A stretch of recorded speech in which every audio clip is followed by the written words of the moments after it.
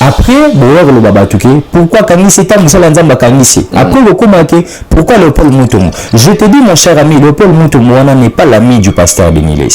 Moïse Mbié n'a pas le poids spirituel du pasteur de Niles. Baza batuma la spiritualité à Bonzame Baza Likolo. Mais Léopold Mutombo, Rosane Mukola de Niles, n'a âge, mais un spiritualité pour de Niles, c'est un écran prophétique.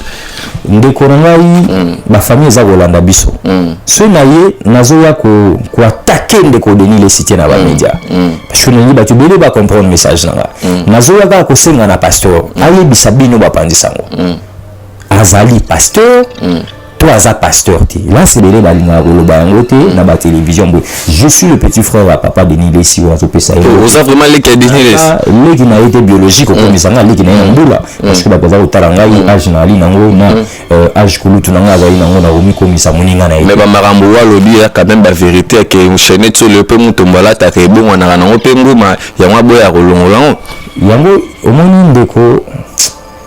Voilà, qu'est-ce qui se passe entre le prophète de Nilesi et notre papa Léopold Mutombo ou puis le prophète de Nilesi Azali Kolobe, il a vraiment la vérité belé concernant mouchoir, concernant chaînette et puis na papa Nabiso Moïse Mbié et puis na ndeko Nabiso Mike Alambai ou puis Azali peut aussi pasteur.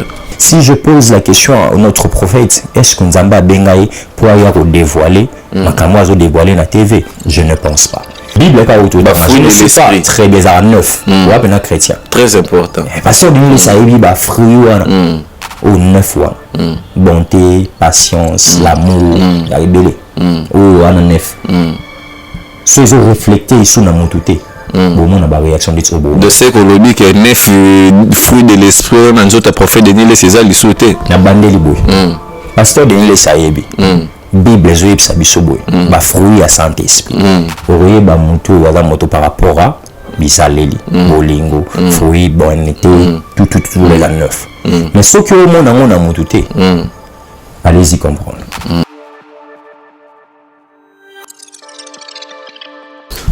Voilà, merci bien très chers amis fidèles internautes, vous nous suivez partout en net moment sur www.trace RDC News, une chaîne chrétienne. Aujourd'hui sur cette très belle et grande émission Congo Top, Owapi to recevra analyste politique et ensemble na ba musicien aussi au Touloubelaka beaucoup plus faire au Italie République démocratique du Congo et pourquoi pas aussi parler sur Makambu Onyoso et Kaka na kati na internet. Voilà pourquoi aujourd'hui je reçois pour vous monsieur Moïse Mboui, analyste politique indépendant et puis encadreur de jeunes, manager ya émission au Tobengi Masolo ya Congo au Tolandarengo partout dans le monde. Voilà, on aura vraiment à parler de beaucoup de points sur cette émission.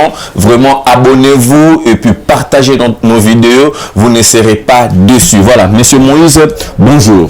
Bonjour les conseillers, bonjour Nabanegonion sur la biso na chaîne Nayo et puis très flatté pour l'invitation à Moko Moi le poto Lobela. Actualité dominante c'est l'école au Congo démocratique. Voilà, merci beaucoup. C'est vraiment question d'actualité et aussi on a vraiment aux Alanabiso vraiment.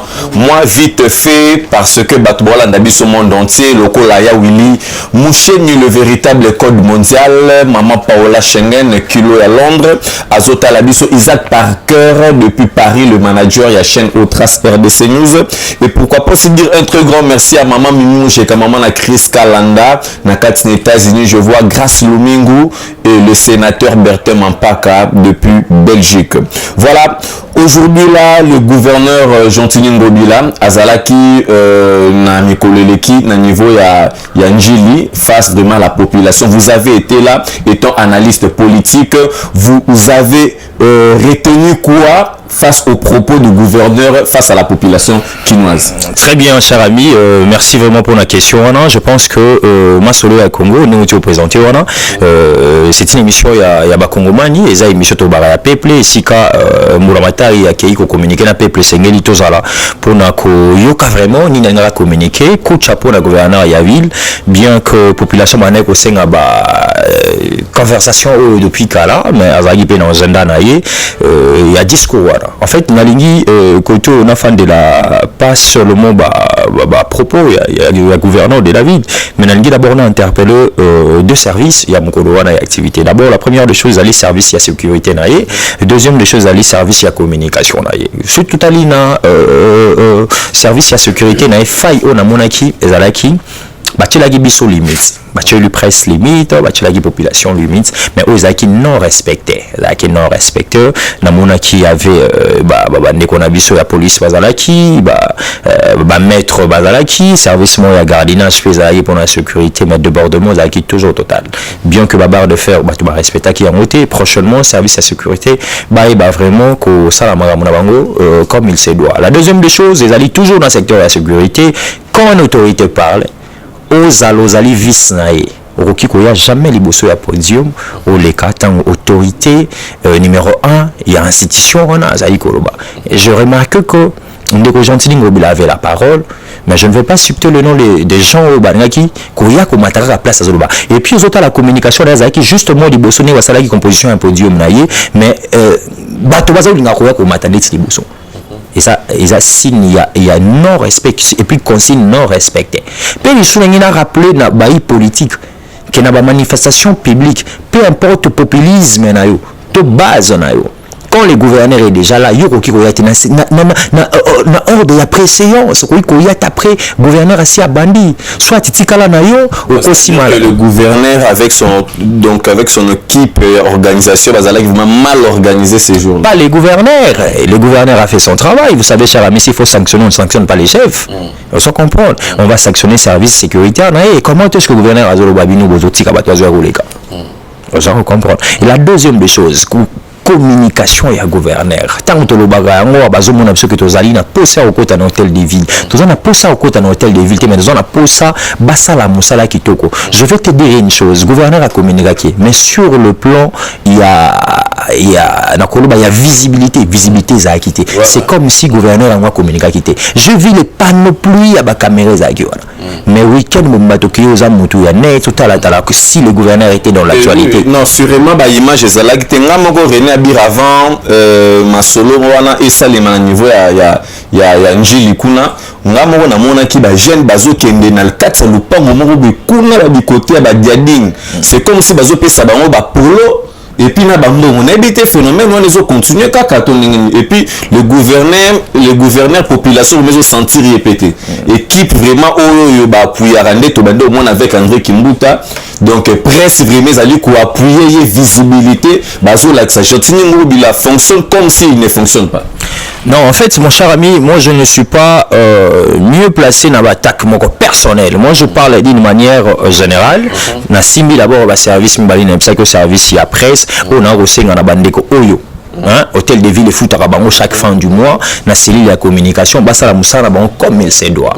Tu sais quand une autorité azaï na meeting aussi mais la micro boetende aussi tous on a ba manière na biso ebele il y a ça de façon que soit lui-même a simba micro naie soit ba chelier je sais pas moi devant trick na bango officiel il y a ba simba papier na bango c'est un gouverneur na comprenez que gouverneur il a souci à être en relax parce que Tony est déjà il communique qui week-end azaki en relax bien vêtu je mets la couleur ya Tony naie mais ndeko abande aussi mais la gouverneur micro boy na okela ki na mawa hier kufuka ma gouverneur côté ma sikoyo moi gouverneur asala ta ba mouvement asolana batwaza na gauche na droite zade parce que yo micro na yo ya caméra ya bino hôtel de ville et na poser le son mais non nous on avait des caméras est-ce que tu as posé ko cha micro de mutachebwe tozana son musu to binga ngo corporel ozola inola ba sonorisation zaki makasi ce n'est pas digne cher ami ya la communication mokonza ko lobo simela ya micro boy nulle part ata to critiquer ka bato ba diriger ki remona ndeki muta tazoloba yo ata charger communication to ndeni ni boy non. Je ne pense pas. La deuxième des choses, service à moi à sécurité, bien qu'ils aient meeting, n'a pas sécurité, n'a communication. Gouverneur Azotoka, beaucoup de ça va papier sur bine. Non. Boz Lukanaba meeting, il y a bongo, moi mouchoir de poche, mon corps, lui-même azana ngona maboko. akocha okomona gouverneur akoloba bato bakoya bakokommunike na matoi ya gouverneur. Ce n'est pas du tout bien. Et ça, na moto azali mieux placé à communiquer quand le gouverneur parle. Et zali na moment nyonso ya préparation et activité wana. Mais sinon moi na sepelaki parce que le gouverneur a yaki recevoir na ba chinois pour chiter na likambo etali dossier ya Zandu, asola gina biso mambo etali dossier ya Zandu, asola biso mambo etali ba réalisation na ye o ezali vraiment na ko kobete la maboko bien que communication que ça musa malamu parce que ngai nazala na inauguration ya nzela lengesa na mona makadam ndenge ekota na moni ndenge bazako Kemba avec les mêmes moyens que comme la banzela communication salate loko mo tuna batu ba chaka kitoko wana na ville ba lo belote ba lumière ou éclairage public ndenge koti dans plusieurs communes communication c'est l'autre yango na ko 50 ko gentini dans plusieurs communes le rôle là puis TV za radio te gouverneur ba lumière en koti puis parce que salité za na kata ville na Zandu partout na stade wa libanda ou na soto tamboli na le pembeni ya palais du peuple salité za les sigo ba image ya ba propriété ya gouverneur réseau za la rapi parce que tout le monde a qui na kati ya masolo za la ina gouverneur il faut zala animer de mauvaise foi ni na lobana ba émission na ngai sur na yambi ba tusika eza noir sur bleu benga za noir ndeko ndenge to bisi ces émission en place tozali soko bimina via Willery na biso ba lumière ya ndeko ngobile ezali soko ji triomphal na biso wana ba lumière wana André Kimbuta datika ba lumière esala ba déjà ba panneau ezala ba ndeko pela nde esute ndeko bana tu nga ba commune pour commande Kimbuta tikaki mais o ba ndeko pela esute so keina commune ya Lemba Matete Bandal Kingabwati Kingabweza quartier limité au mona batunde ba kombola Zandu wana mona batunde ba kombola ozoka ba kombola kana ba makadame na bakata ba veli bazo kombola donc ozoluka ke batu ba kombola makadame ba kombola pena visa kala ba voya kombola pas venir na aveni na ngate me baza ba engagé pour basala musalo ezali ya redégager ba salité bato déjà ba ofanda non na ba quartier baza non na ba bisika malamu te ko kende robora poubelle oyebi opération Kini Bopeto mususu na lo bati na ba communication de Congo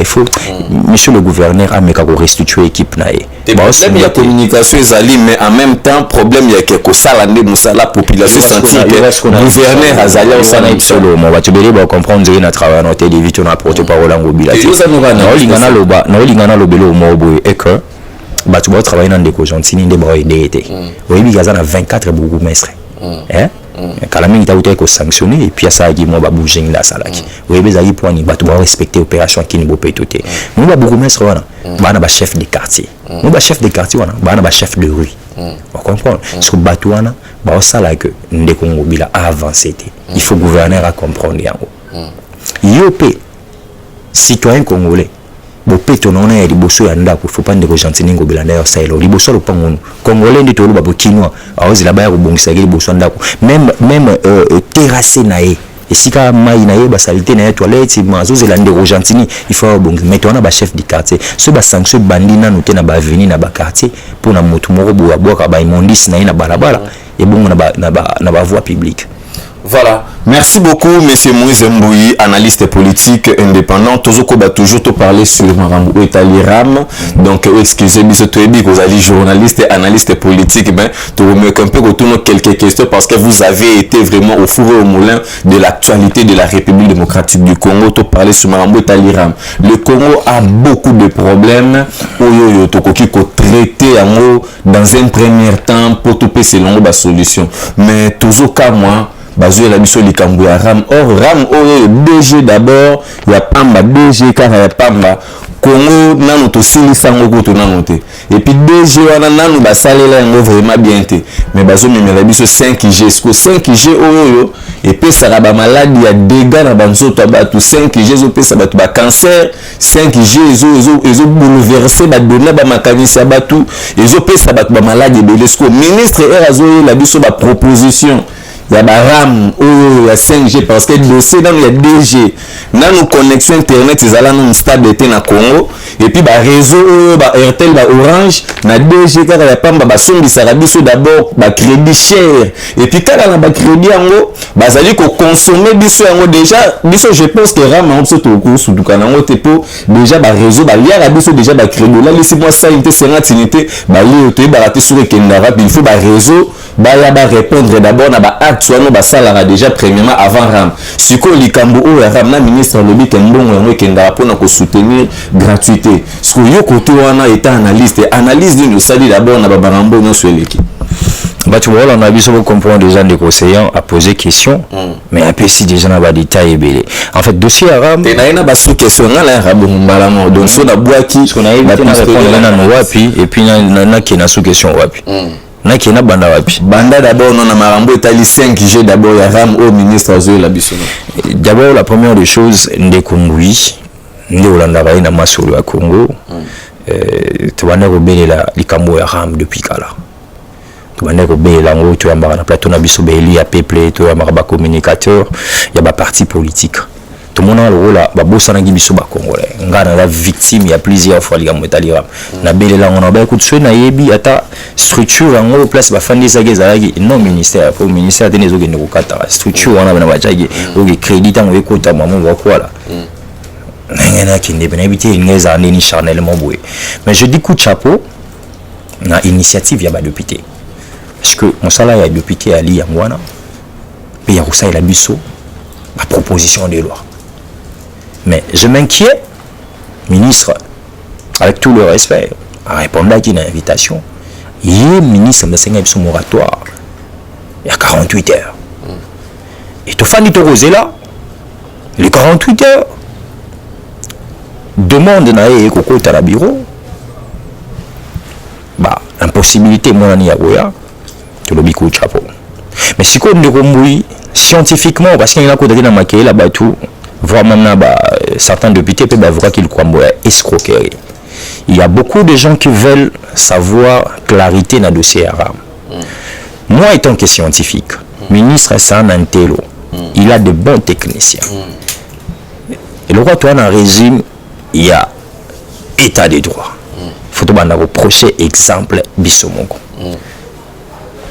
Néanmoins, on a dit à l'hôpital lobby, ministre a au PC moratoire, il y a 1500 jours à raté. Mais moi je ne pense pas. Ministre a aussi préparé. Mais depuis on a insistance, c'est l'équipe belé ministre à Kotizamba. Biso siko, il y a un moment on a message dans les alara et pas battu en résistance, na battu en opposition. Babo ça ba marche pour ministre azonga na assemblée. Marche na moza ka seni. Non. Congolais on est arabe foyer bana. Ba député to komi wapi na invitation ya ministre. Bolembi. Je suis 12 quotité déjà mbongo kabanya ngo ba député balali. Ah, ngasi wo na régime ngo olingo ko sa mingi te. Ba makanzo batu ba pensa ka ba 12. Oui, régime ozo ya ba 12. O il ngamba congolité. 12 kotaki, c'est le bien que monsieur Zayo. Je ne pense pas. Je ne pense pas que tu peux réduire conscience à ma député n'absolu toujours na 12 nebo. Pourquoi quand il y a interpellation, invitation voilà, avec débat, il y a ministre, ce ministre a été toi qui va la député n'absolu que balimbon ou pas que bazwa que le mot. Té dossier arabe. Mbongo il y a maté il y a ba ministre à finir na roya. Pour mention mo bi mention mo déjà contre la signature ba bandi déjà au c'est déjà justification na que non mbongo ils allaient soutenir, ils allaient gratuité à chef de l'État. Donc chef de l'État, c'est ça qui gratuité. Alors il m'a ba source vraiment ma capacité à quelque soutenir pour déjà ma grève. Là c'est selon les Jeux non selon le ministre selon les dires c'est parmi à l'obité que mon yaram ya on azoloba toza kozela ndeko conseiller toza mai toza mai ne pas toujours pas dit que la dictature continue car pour population souffrir non wa makasi ni nous avons ram les il y a déjà battu pourquoi bambongo on moi je t'informe incessamment le chef de l'État a rejoint la décision pour le dossier. Et puis, le ministre a été silencieusement. On a dossier à RAM. Autour de la question, on a émission. Mon compte toujours dans le peuple. Rappelle-toi que depuis avoir un pouvoir, et si le peuple a le baraka, non, Félix Sekeyaya Kawana peut a trouvé solution. Je pense que le président de la République, agenda ezali costaud mais population congolaise azali na besoin d'intervention na yo na kambuita liram et puis de deux oza ko prêcher biso likamuya justice équitable état des droits le ministre qui basa maliba mes chers amis internautes bako akozonga kaka na ensemble pour na komona motif te oyo ba oyebisa biso ata voyager 1000 fois akoya kaka na ensemble ce gars il ensemble à finir na koko ya j'étais en forme parce que il a qui sinon c'est bon que ministre a moyen de défense mais moi j'estime qu'il y a une équipe professionnelle bakoya wana na ba logiciel na e kotali sabiso noir sur blanc que zalaki voilà to contribuer et ça le mot de ya ministre ne azaki moko peut-être trop vite il répondre que dans 48 heures. Voilà. Ok. Voilà, merci beaucoup, M. Moïse Mbouyi. Là, je vous rappelle que non, c'est vraiment un analyste politique indépendant et puis cadre. Pas indépendant. Analyste politique, mais qui soutient la vision politique et sociale du président en exercice Félix Tshisekedi. Voilà. Donc, côté on a la bonne parce que tu as la parenthèse, mais sinon, tu parler sur proposition au chef de l'État, ça les missions gratuites. Bon, sinon, ils allaient prématuré pour la population, ils allaient accident vraiment il y a cas grave pour les Congolais dans les jours à venir tourner pour na kati ba salle de classe ba professeur en ba kota na bangote bana bazo kende na bango ba tour ya pamba na ba classe bazo zonga et puis la classe ko tourner les bandits ba professeur grève pour ni moi ba to ebité politique sur que la ministre ezara ya TV kolobaka ebele to ndenge parce que misala mwa zoloba tout le monde a opéné noté jusque là depuis le ministre donc et puis na retard ya publication ou ya examen d'état ministre mbongo pezangi lisusu côté kuna tonne c'est moi munene merci beaucoup pour la question na lingi na clarifier une chose Félix Tshisekedi n'a éco créé gratuité de l'enseignement les bases je lui salue en passant lui c'est maître Jean Lopempe kabiliste du sang ya kufa loba kufa kabiliste bango ba dirigeaki mboka o bala yina 1000 moyens moni gratuité wana eza na constitution tant ba maître Jean ba do kamba mboka o na en contact na maître Jean les capable na ba émission mingi otuna e question otuninga est-ce que pour répondre na ba question pour soyo koki na ba question te faut tika non ba ba kabiliste du sang kabiliste vraiment fa koka est-ce que pour répondre non na ba question pour mona no yambara e to éviter soki mutu ba réponse ezate il faut atika nembala. Bref, maître Jean Lopempe na bandi na beso mbote 3 fois c'est-à-dire gratuité bazaki nango ezalika manque ya volonté na go moni go Félix Tshisekedi sai bango kutu na tana bango so basali ngesi mbakano parce que Félix Tshisekedi sali go sans poids na c'est donc sali tuka c'est nzungu sanzambe sans poids kasi po ba professeur bazo futa maté et le resate ya malonga ba professeur bazo lela na ba TV donc ba grève le wande to sur la de blanc sur noir grève de ba futa mité donc c'est c'est pelano parce que ko tavana na ko finir information faut y ba déjà que ba to ba décrire qui a ba école fictif hein ou ba dans un bon à l'état dans les coucou na ministre Tony Mwaba ou ça constat ya ningo zomona tant wa commis na pouvoir à kati ba école fictif na peso ba élément hein pour la gratuité oui na ba NU on comprend oui ba NU c'est ça je faire un petit peu investigation ba ne rosa salaire te Tony Mwaba e bande au payer bango oui na ba enseignant retraité bando de ba simba talarte Tony Mwaba e ba OK ba retraite na ba 1500 à $2000 vous comprenez sur ba OK ba retraite soit tout moni bango tata ko ba merci na TV le ministre to éviter et puis kali kambutu lo ba awa de école fit de école ngono ya la non wapi o ye ministre abike no akangi ba école ou ba to bazwa mbongo à l'état bazwa mbongo à l'état ya gratuit au félé tout école ngozo pour toi un état de droit so ba kangi ba tout il faut ba yamba la mona média donc ministre ba tongo ba école pe monana te et lo ba marabe école. Cher ami, nous on a besoin d'éviter une chose et son contraire. Tout basingaka deux choses à la fois. Au moment où IGF a l'ingété, alors ça musala. Mais batu belé ba condamné, les bajano Lopempe bazo condamné, batu FCC balingi contrôle té wana bazo condamné. Manière des choses musala les salam. Les loyo Tony a pesi ba retraité. Ministère pour Tony Zambongo ya Tony té ministère. Vous comprenez via gouvernement national. Congolais lingi ba filmer ba omoni temba congolais covid ina mboka rien bala kiseso bato na covid mukonza mboka genda otala bato azana ba covid congolais ou congolais na biso azana tembe te wana bato bana corona te ba filmer so bato pavillon so bato wana pe ba mona na pété ata trace ke no ta fana na lemba ta fana na ngaba ba mona na te bato tout ba filmer yo lingaki ba descend chef de l'état saki côté à covid ndenge ba la kisaki place bato à covid bazaki ba ya bato na ndeti mama yo fanda gi wapi alors ça tu es ba bilongi so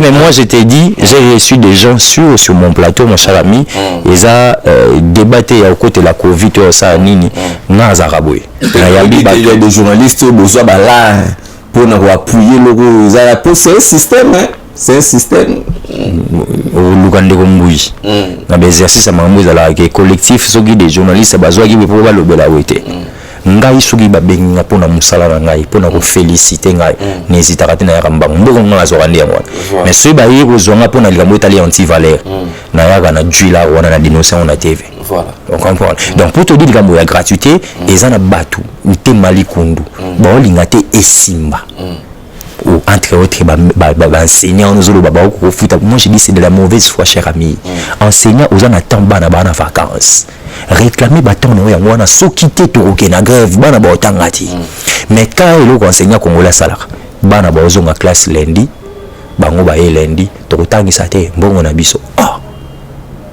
mboka o Congo za kana ba enseignant te mboko ya kana ba enseignant te ba militaire pe ba na pour ça pas amélioration ya salaire na bango vous comprenez ba médecin pe ba infirmier et belé bonga ya ba enseignant te wana ba manipulation puis ko baby éducation à bana comment c'est fait-il na mboka na biso Congo ka sur rentrée scolaire to académique il faut ba grève salam kalanya sona bazala wapi mauvais système n'a pas si bien au plan si réellement vous avez l'amour d'aider ces pays et l'élite d'hier et l'élite de demain pardon botika ko impliquer na mutu ya bana na biso ki na ba école na biso ka grève ezala patati patata basala kana moment ya vacances basali babilo na bango wana point barre.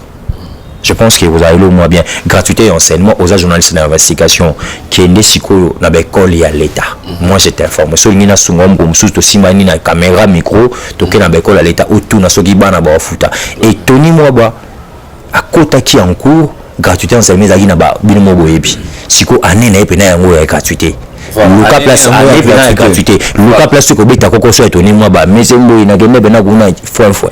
Voilà. Merci beaucoup, monsieur Mbouito Rotala et plutôt le là rapidement pour te kenner un sujet mon sous aux ali baisse il y a des prix d'avion bah de vraiment bah CP là qui comment bah voyage il y a Mboka na kati awa ils ala na ba prix moko vraiment élevé mais billet ngo tozo comprendre te mais sinon bah kitisi ba prix ba billet mais bah comme côté que les là-bas tout ba kilo.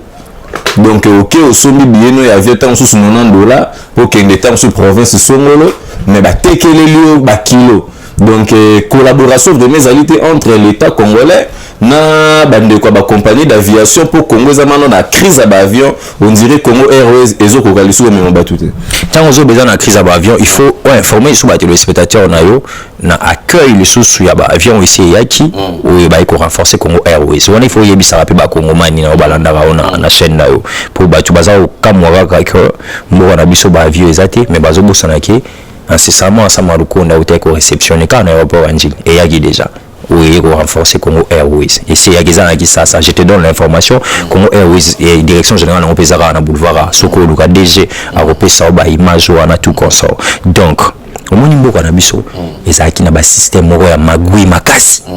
Vous comprenez? Parce que Bato n'a pas système à Magui, bah, Bouliga, tu as le même système. Bah, quoi ici, mais bien que Bouliga. Mais Batouana na système où on la Batouka Kamouana. Alors qu'est-ce qu'on a dit? Il y a que vous voyagez. Système ouana dénoncé.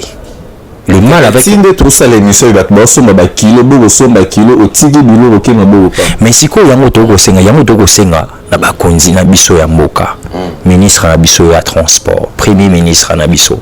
Il faut bâtir na inspecteur na bango vraiment pour aller vérifier parce que ça déjà ba plainte c'est belé même biso peto zu yango likamweta li ba kilo o ezali même pas na pensée ya mokonzi ya mboka il faut qu'on moment naza ko voyager ça na bagage na ndenge ezalaki tous en akati ya frais na nous dénonçons en tout cas système wana ya bateau bazali toujours na likanisona na kopesa ndakisa kwa bandiko na biso au CPT baza ko ngoma na balabala mokolo ya jeudi parce que mokonzi mboka sa betaki likambo etali ba fermeture ya ba port privé mais baza ko constater ka ya ba port privé za ko sala ndi likambo so ya ko dénoncer tout ça ko dénoncer vraiment na kati ya service na biso ya transport et de voies de communication.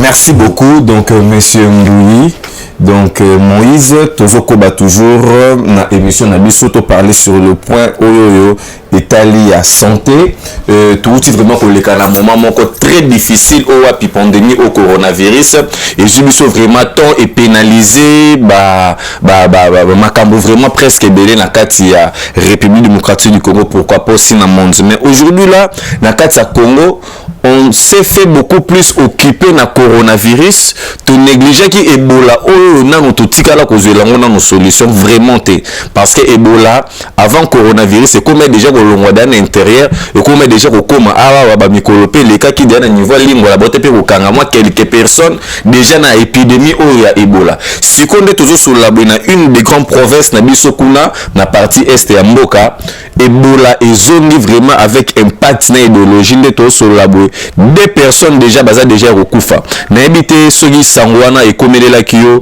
topi o mekipi ko sala analyse ni état analyse de politique na marsolo au état de santé. Je pense que ngaeza le rôle message fort on a lancé qui na début la pandémie à Covid-19 tango ya kipe na République démocratique du Congo na senga qui était na République et sengeli koluka moi fort na likambo Italie recherche scientifique na likambo Italie ba chercheur parce que on ne peut pas imaginer la nation congolaise tozala na chercheur ou scientifique mon rôle docteur Muyembe et puis Mouta a prix Nobel pour na makambo Italie Ebola na est de la République et aujourd'hui vous nous informez que maladie wana ils ont ce soit avec beaucoup de vitesse. Moi je pense que c'est à le docteur Muyembe et à Kotalana équipe na Mumbai riposte wana Ebola ko eba na ko sala na lombango était maladie wana e ko eba na ko se propager vraiment c'est fort wa sala ki liboso donc yango simbi na ngote. Non, tout le bakate ben fort à ça qui bosso ne konanga to ili kiake na opération d'akisata ya Covid-19 on a ba payer belé courbe et besaki mais courbe besaki ko mona susu tango eko mata courbe bc ba mo ça magi payer belé ba pays ko tout développé mais biso la RDC vous allez pas comparer la RDC par exemple avec les États-Unis avec la Chine par exemple mais donc ils alli pandémie ils alli maladie le col a détecté ba ils alli est de la République et des docteur Muyembe baroyi bana kotana lombango na gouvernement central ko pesa ba moyen qu'il faut pour que bana ko interrompre la pandémie et à propager sous ST pour osala vraiment situation chaotique li sous mon mboka côté on état de siège côté on ce comme marambuya et ba confinement tout consort et vous déranger vraiment mboka na biso pe côté finance sous et to lignité mbongo na biso wana oyo ya ba réserve d'échange na biso to équilibre ya monene ngomoko tayi banda okene na ba situation on a les sous-ali déplorables donc na lombango to kosenga na gouvernement national bazo makambu na limemia.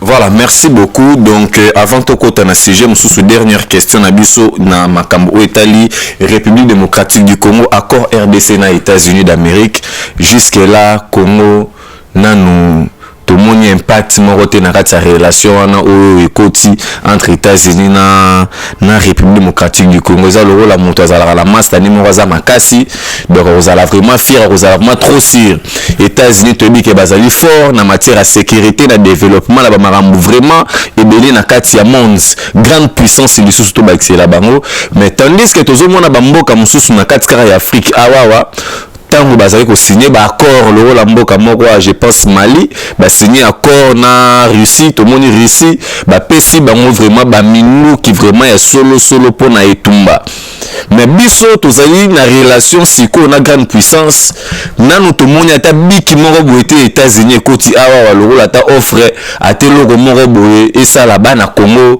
elengi batali ba lobi te na relation tozwi na États-Unis esali biso bien mais netika que États-Unis yango ba yeka kapona benda biso ba biloko to ndenge ni.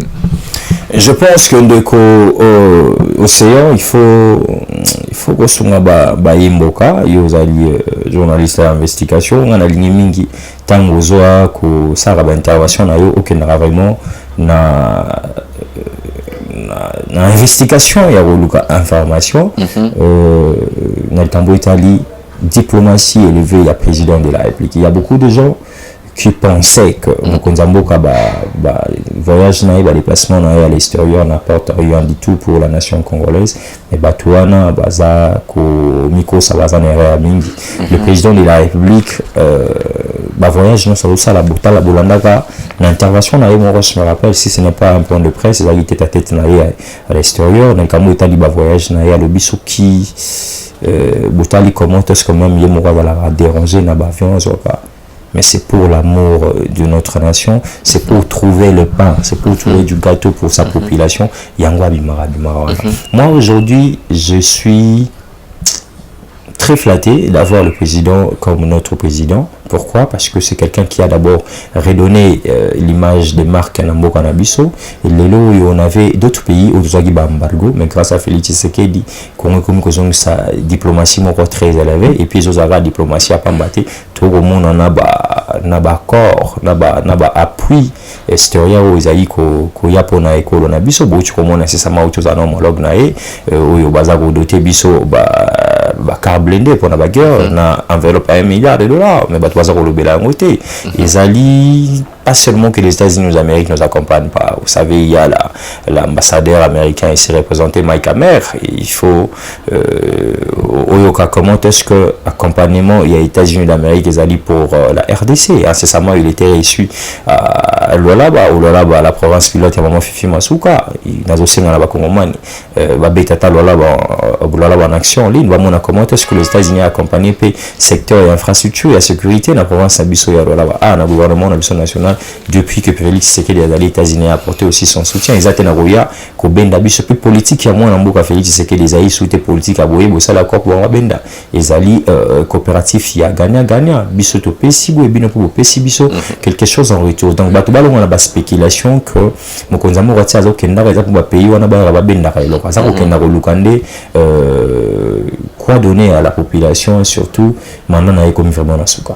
Voilà, merci beaucoup très cher amis fidèles internautes Ozala qui première partie il y a émission Nabiso donc siko tokoti siko na deuxième volume o api bato vraiment belé ba bande kozela par rapport il y a titre o ba moni na vidéo o donc Ozali ma deuxième volume o api to solo la marabout Italie christianisme donc là quand on parle de christianisme le mot christianisme est un mot Christ donc Jésus-Christ qui a été crucifié sur la croix pour Nabiso ou appeler l'autre Ozali comme on a échange parole makambo vraiment moi bien que Zali koleka entre le chrétien ou appeler Ozali comme on a le prophète Denis Lessi ou appeler Zali ko tenir propos moko boye pour na ko dévoiler frère sœur chrétien ou appeler bazali pasteur apôtre évangéliste chanteur soit disant que non te bazali basala na ekop ebikop ainsi de suite na masolo mouchoir na masolo gege na masolo ya basi na masolo marambo ebele to solo la yango awa avec monsieur Moïse Mbouyi. Monsieur Moïse Mbouyi oui bien le prophète Denis Lessi. Merci beaucoup les Océans sur la bongam benaboué parce que naro sepela na motuna wana personnellement je connais l'homme de Dieu, je le respecte mieux, le pasteur prophète, je sais pas ce qui parce que tu es barana na kati ya ministère on zamba benga batozali na ministère d'évangélisation, apostolat, docteur, prophète, pasteur, voilà les cinq ministères on zamba benga la bato apesa batu na évité batminga mesa na benga pasteur, prophète, je ne sais pas ce yang global les 5 ministères toi za la moko. Sinon je connais le prophète na ebi ça date de longtemps, na ebi na babilo na chaîne na mo à télévision. Je ne voulais pas citer pour la publicité nango yo sur tangi pas mal les émissions na yo et na ebi activité na ep bela sala na kati ya mboka na ebi action bela sala ba chama na télévision. Je connais vraiment les messieurs yango na ba qui le lotango lobi nanga pour appel moi réaction nanga sur zainini na ba sortie médiatique na c'est comme on mboka sans tabou to koyana na mituna na. Voilà, merci beaucoup le prophète Denis Lessi o ya mibengaka prophète de la nation. Ce que pour monter à la prophète de la nation ba signe ezala no d'abord nini pour le koma to lali to la moki prophète de la nation pour Denis Lessi lobi que ezala no prophète de la nation. Je pense que connotation wana to appellation wana il faut retourner na pasteur prophète Denis Lessi nani apesa yango. La première des choses. Et puis quand on appelle quelqu'un prophète des nations, je ne sais pas, à part la RDC, quelle nation encore le pasteur ou prophète Denis Lessi Je prends le cas de Congo Brazzaville nanga monabiso. Si vous allez interviewer le pasteur, je ne pense pas pasteur Yakuna, le gouvernement national il y a Brazzaville et qu'on nota le prophète pasteur de l'Essi, prophète de la nation.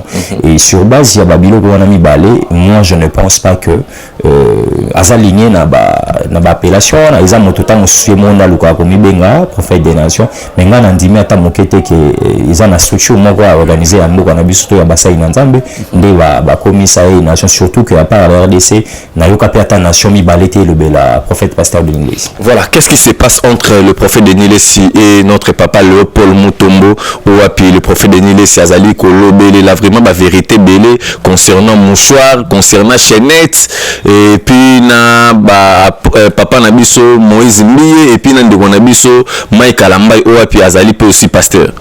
La question na purement dans la scientifique na ebi na ko choquer batubele ba la vidéo mais na ozala vraiment na ba agitation et puis de deux na populisme était ya na luka base ce qui le na ndimi invitation ya wa le bela c'est parce que na lingi na zongi sa l'homme de Dieu na nzela na mission au nzamba bengai. Si je pose la question à notre prophète, est-ce que nzamba bengai pour ya ko dévoiler makambo azo dévoiler na TV? Je ne pense pas. La deuxième des choses, ce qui na sengi na ye bien que na ali justice c'était ce qui na sengi na eta moso comme son émission nanga la ki sabiso ndaku beaucoup et si kao ndeko Léopold Mutombo que je dois beaucoup de respect. Papa ou ba pasteur et belé à monde bazonima papa ou ba famille belé ezakobika ou bazako continuer bazana ba témoignage image la ki sabiso Moïse Mbiye na mino sazo ba na émission na biso je ne pense pas ça na preuve moko parce que abandi ba émission no yebi azu salara na ebité komi mode de vie na eto ezandeni mais moi étant que frère étant que chrétien étant que son petit frère parce que belé balinga koloba ngote na ba télévision je suis le petit frère à papa de Nilesi ou azo pesa vous avez vraiment les qui les qui n'a été biologique au commissariat les qui n'a mbula parce que baza utalanga âge na ali nango na âge kulutu nanga za nango na romi komisa muninga na mais ba marambo wa lobi quand même ba vérité que chaîne sur le peu mutombola ta ke bon na nango pe nguma ya mwa boya kolongola yango omoni ndeko il faut que sunga batubele moni Léopold Mutombo na âge d'abord azako mériter respect na mbula nan mais tout le cas spiritualité azo kamba batu azo mériter respect. Mais Denis Lesipe à Kamba pe Tuluka na peut-être apôtre azo Kambango lelo Denis Lesi à Kambango déjà bakalaza doyen na par rapport au Kamba ba population. Il faut que tout na siko prophète pasteur Denis Lesi à Kambaki à salagi ba plein wana ezawapi ba plein wana Kambaki à salagi ezawapi au lieu de sika pasteur Denis Lesi dans l'église actuellement na matete wana bonga j'ai été déjà là la matete na mona langa batu bala vraiment belete so yebite luki bana matete luki batu bakina olakisa église ya Thomas de Nilesi au comparer à mon église à Léopold Mutombo alors nini eza kozanga ayebisa biso parce que na zoluka ngomingi esika papa Léopold Mutombo chenet wana bongo na basuki nde le bwana zoloba wana non il faut respect omoni batu musu na vie après boya le babatuke pourquoi kangisi ta musala nzamba kangisi après le komake pourquoi Léopold Mutombo je te dis mon cher ami Léopold Mutombo n'est pas l'ami du pasteur de Nilesi Moïse Mbiye n'a pas le poids spirituel il y a pasteur de Nilesi baza batuma na spiritualité abonzame baza likolo mais Léopold Mutombo kozane mukola de Nilesi na âge na ndenge ya spiritualité pour de Nilesi ça un écran prophétique ndeko ngai ba famille eza kolanda biso so na ye nazoya ko attaquer ndeko de Nilesi na ba média parce que nini batu bele ba comprendre message nanga nazoya ka ko senga na pasteur ayebisa bino ba pandisango azali pasteur to aza pasteur ti là c'est la première des choses so ka azali pasteur na ko senga na ye atika mama zo sala ezo salir nde corporation na bango basai na nzambe omoni bisika ba bi ata mabe bazali ya malamu azanga kate suri ya yebi ya ba mabe wana asambela nzambe na ye parce que mama zo ba waza nom de Dieu soki amoni ya mabe baza ade no se bango boita sambela nzambe alimbisa asala mission nzambe atindakile parce que bible ga wana o ya te ya biso to toma pe na bekleza biso to sambela et le bin biso to jijete parce que tu peux là tu peux risquer bas juger biso ko ka bato zo juger et plus de trois ce que zali ko luka base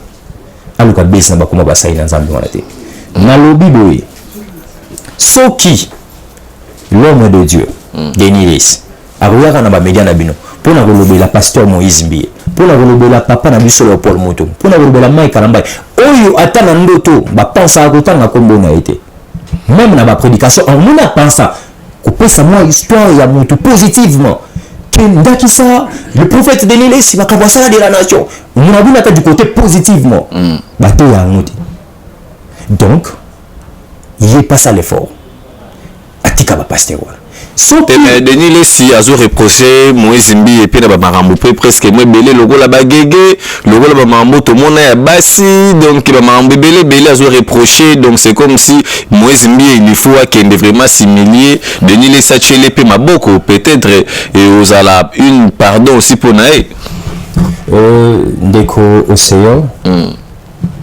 omoni muto aza bon nzambe ba ye na ba signe Bible ka auto c'est ça très bien à 9 ou à chrétien très important parce que Denis Les a eu ba fruit wana au 9 wana bonté patience l'amour la rebelle ou wana 9 so ils ont reflété sur na motuté bon on a ba réaction de ce que le dit que 9 fruits de l'esprit dans notre prophète Denis Les César li sauté na bandeli boy pasteur Denis Les a yebi Bible zoe psa bisoboy ba fruit ya santé esprit oye ba mutu wala moto par rapport à bisaleli bolingo fruit bonité tout les 9 mais ce que au monde on a mutu te allez-y comprendre voilà merci beaucoup et ton grand frère Nayo Nengote Koloba prophète Denis Les Azota Layo ainsi que ba chrétien tout pe bazota Layo parce que aux allez monsieur côté la chaîne les plus suivies na minute Trace RDC News chaîne où ya ba chrétien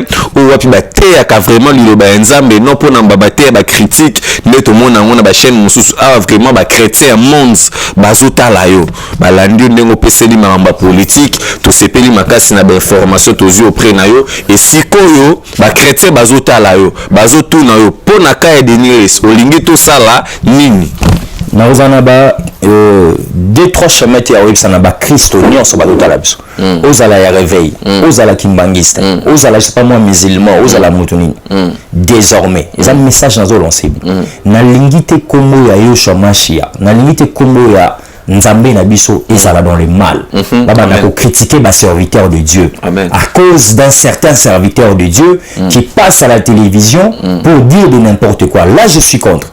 Je prends maintenant le fardeau désormais mutunyo soit goyana ba média na bino ndeko océan pour na ko critiquer ba sa ina Nzambe armona ndeko Moïse na nzela na laissez les hommes de Dieu et on kolwa poni basala on sala na bango alors mon appel est pas à Christ nyonso aux la corporation en religion ni so komoni ba serviteur de Dieu wana na ba réseaux sociaux omonika komo songolo pagala attaque Moïse Mbie ndeko na ngai pona ko garder dignité valeur ya corporation ya religion na biso ko tala été soko za mwana nzambe ko tala ye susute aluka ba base na ye parce que il y a des hommes de Dieu o ngana yebi batala marape mingi na YouTube matanga komba pasteur songolo pagala te maluka ba base na komba songolo pagala te je vous cite le pasteur Marcelo boyo ga ya kidike nani boyo ga ya fina pasteur nini mais regardez le nombre de vies pasteur Marcelo a sala na YouTube ko les hommes de Dieu o bo tala na ba YouTube wana vous faites passer votre temps inutilement pour na koyoka ba n'importe quoi na mato inabino eza ko déboucher esprit nabino o wana bo rabizo ba na biso ba zeli na ba développer ka nzambe pour na ko peupler ka mungu ndé bo na ba pasteur wana alors prenez ce rendez-vous ne plus regarder ba pasteur wana ba kritika Moïse Mbie. Vous savez combien de familles qui sont délivrées à cause de Moïse Mbie? Combien de gens qui ont trouvé des guérisons grâce au cantique de Moïse Mbie? Vous savez combien de témoignages au mwana yobi ezate ya caméra au bateau témoigner pour Léopold Mutombo yo sala mokani yo sala mokoni. Alors chers amis, ça appelle fort na zo lancer pasteur nyonso zo numéro na ngana opesa na suka et alinga attaquer basai na nzambe amona ngana nzela na ye ake musa mama na église na ye le cas d'église na ote ya batu ba nini wa tika biso na réseaux sociaux fanda soit za youtubeur soit alingi so nini et puis non ça na papa dodo kamba ba pasteur na omona ba moté biso to yebi comment ko kamba église de réveil ou soit au sali point de presse ils disent ba pasteur to moi ba finir ba na corporation na binoté to comprendre bango papa dodo kamba et biso Bénissa ba journaliste, yebisa bango que désormais parce que de même la corporation ba médecin, tu es ba infirmier, tu es ba journaliste, ceux bazana la liberté selon éthique et déontologie na bango ba sanction yaka. Et pas na bino sanction zo yate poani. Bino mandat si les autres bazo crédibiliser bino te poani parce qu'il y a certaines personnes qui passent dans les médias pour parler de n'importe quoi. Moi je pense le Paul Mutombo, boye bisa biso, allez mon régime. Donc Moïse ne bonne na régime na kenda kazo mbongo boye. Mais la personne ngoli na ba médias na bola bambongo, ba témoignage bino bosenga ba paradoxe. Ils ont tout simplement pas cité. Sonité. Ceux qui sont à la place. Nous, on va passer. Nous, on a l'église. À qui attend la famille biologique? Parce que tu as aussi des familles. Tu as aussi des gens qui servent dans la carte. Comment tu as besoin de c'est déplorable. Alors, cher ami, dans le Bible, dans le vraiment parfois, dans l'église à Moïse Mbié, n'y pas Mutombo, n'y pas Maï Kalambay. Mais je crois à notre Seigneur que nous devons donner l'honneur. Oh, on va passer, on va sous-estimer partout dans le monde à cause de vous, les hommes de Dieu. Oh, on va baisser dans la réseau sous un net. Ce que on dit va prendre un pasteur, on va prendre un zéla nao. On va être là, ça va pas, on va être ça va battre, batala, bambuna molimo mon santo. Les fruits du Saint-Esprit. Et puis, nous avons un bateau. Nous avons un yo. Oh, bateau na ba sala. So yo sala ngot. Si vous avez dans le mal yomoko, oh sa conversion na yo. Ça la conversion ya yomoko. Tika vi ya Moïse Mbié, tika vi apôtre le Paul. Il mérite du respect, cher papa. Bato no zomona wana bana me tuluka ba famille. Et puis bana na bango zomona ba se plaquer na mambo sala. Et ya comme lui comme musune Moïse Mbié n'est pas youtubeur. Acha banze na YouTube atala ka fort. Ba publication na YouTube yoko to ka ezata. Ça de comme journaliste à YouTube, je sais comment on sait que na YouTube atala Moïse Mbié ko leka pour faire Denis Les. Il y a musika. Donc Denis Les malgré ba base ba bota les gars. Donc les abaises, mambo ça les abaises. Tout ça mambo solo. Et comme et de la YouTube comme des base. Je ne pense pas que l'apôtre Léopold Mutombo, Moïse Mbié, ça c'est le mon avis pour la base. Attends, Dadi Marcelo n'a pas si mot. Au senti, Kibonza, on est ça Kibonzambe. Même quand la personne parle, mon cher ami. Nous là, on est des gens qui sont oui, papa Léopold, papa apôtre Mbié Moula. On se comprend. On a fier, paix à son âme. Moi, on a cité Bethel. Tous eu ma formation dans les codines. Et biloko il y a chrétienté. Biloko un père, on joue pas avec un mentor. Hein? Bah Moïse Mbié, celui bah comprenez qui bah pambola bango. Na dernière hommage à père n'est pas bah grand. Mais na limité que bah passer on est batté mais on va télé.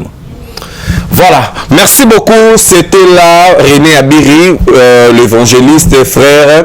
Donc avec notre papa Moïse, Oapi Azali, journaliste aussi.